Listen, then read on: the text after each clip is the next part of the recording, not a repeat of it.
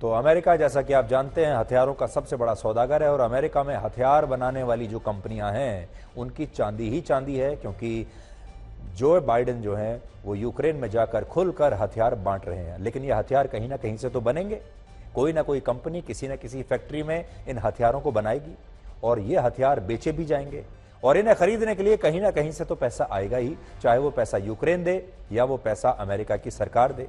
कहने का मतलब यह है कि हथियारों का जो उद्योग है वो चलता रहेगा, हथियारों की फैक्ट्रियां ऐसे ही चलती रहेंगी। और आज के टाइम में जब से युद्ध शुरू हुआ है, सबसे ज्यादा मुनाफे का जो बाजार माना जा रहा है, मुनाफे का जो व्यापार माना जा रहा है, वो हथियारों का ही है। अब समझने वाली बात यह है कि जिस समय अमेरिका की आर्थिक स्थिति बहुत खराब दौर से गुजर रही है, वहां 40 वर्षों के बाद महंगाई दर और बेरोजगारी अपने चरम पर है। ऐसे में अमेरिका की सरकार अपने लोगों की मदद करने की बजाय यूक्रेन के युद्ध पर पानी की तरह पैसा बहा रही है।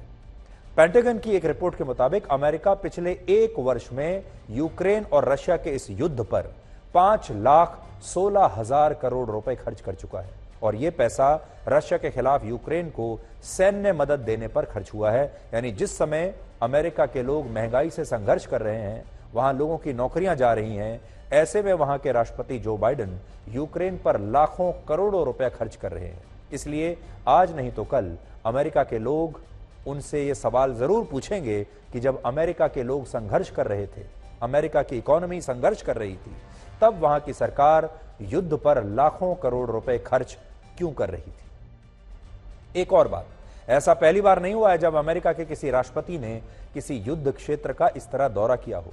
असल में अमेरिका के हर राष्ट्रपति का यह सपना होता है, या कह लीजिए कि एक हॉबी है उनकी, कि वो अपने कार्यकाल के दौरान एक बार उस जगह की, उस देश की यात्रा जरूर करें जहां अमेरिका युद्ध में निर्णायक भूमिका निभा रहा हो। यह अमेरिका का लगभग हर राष्ट्रपति करता है, आपने देखा होगा। उदाहरण के लिए जो बाइडेन से पहले पूर्व राष्ट्रपति डोनाल्ड ट्रंप ने दिसंबर 2018 में इराक की यात्रा की थी।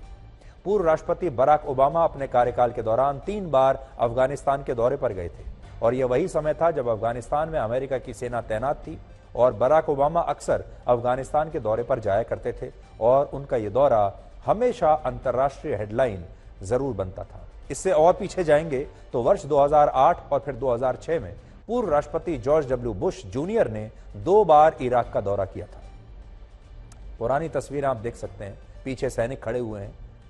वर्ष 1996 में पूर्व राष्ट्रपति बिल क्लिंटन बोस्निया नाम के एक देश गए थे जहां लंबे समय से युद्ध चल रहा था और इस युद्ध में भी अमेरिका बहुत महत्वपूर्ण भूमिका निभा रहा था।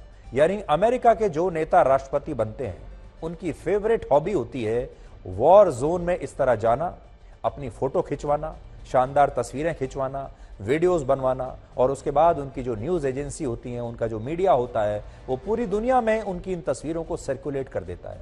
इससे 2 फायदे होते हैं। एक फायदा तो ये होता है कि उस राष्ट्रपति की जो छवि है वो चमकती है। राष्ट्रपति अपनी एक रफ और टफ इमेज दुनिया के सामने लाना चाहते हैं। वहां के राष्ट्रपति सैनिकों के साथ दिखना चाहते हैं और युद्ध क्षेत्र में दिखना चाहते हैं, जिससे कि लगे कि राष्ट्रपति बहुत हैंड्स ऑन राष्ट्रपति है। और देखिए कैसा राष्ट्रपति है जो फ्रंट पर जाकर सामने से इस युद्ध को, अपने सैनिकों को लीड कर रहा है। देखिए इन तस्वीरों में आपको साफ पता चलेगा कि अमेरिका के राष्ट्रपति ऐसी जगहों पर क्यों जाते हैं। दूसरी बात यह होती है कि जब अमेरिका का राष्ट्रपति इस तरह युद्ध क्षेत्र में सैनिकों के साथ दिखाई देता है, तब अमेरिका की एक सुपर पावर के तौर पर छवि और ज्यादा मजबूत होती है और पूरी दुनिया में अमेरिका ये बताना चाहता है कि हम दुनिया की सबसे बड़ी सुपर पावर हैं। उससे ये छवि मजबूत होती है। और तीसरी बात यह है कि अमेरिका में हथियारों का सबसे बड़ा उद्योग है, अमेरिका हथियारों का सबसे बड़ा सौदागर है और ऐसे समय में युद्ध क्षेत्र में जब अमेरिका के राष्ट्रपति जाते हैं तो वो हथियारों के सौदागर बनकर भी वहां पर जाते हैं। लेकिन वो जो चोगा पहनकर जाते हैं वो होता है शांति के दूत का। यानी अंदर से हथियारों के सौदागर हैं, लेकिन ऊपर से जो चोगा पहनते हैं वो है शांति दूत का। गए हैं हथियार बेचने के लिए, गए हैं कि युद्ध ऐसे ही चलता रहे, लेकिन कहते ये हैं कि हम तो शांति के पुजारी हैं, हम शांति की स्थापना करने के लिए यहां पर आए हैं।